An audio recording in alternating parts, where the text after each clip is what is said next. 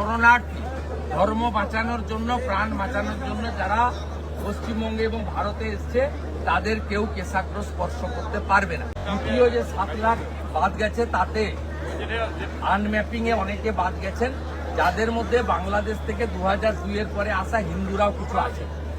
তাদেরকে আমার অনুরোধ এবং পরামর্শ, সিএএতে যারা আবেদন করেছেন 91,000, তারা কয়েক হাজার ইতিমধ্যে সার্টিফিকেট পেয়েছেন। এই সিএ এর বিরোধিতা মমতা ব্যানার্জি করেছিলেন, বাংলাদেশি হিন্দু শরণার্থীদের বিরোধিতা তিনি করেছিলেন।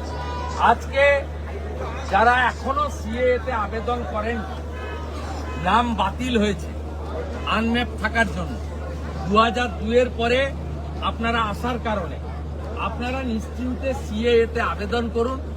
মোদিজি আছেন, কোন হিন্দু শরণার্থী, ধর্ম বাঁচানোর জন্য, প্রাণ বাঁচানোর জন্য যারা পশ্চিমবঙ্গে এবং ভারতে এসছে তাদের কেউ কেশাগ্র স্পর্শ করতে পারবে না।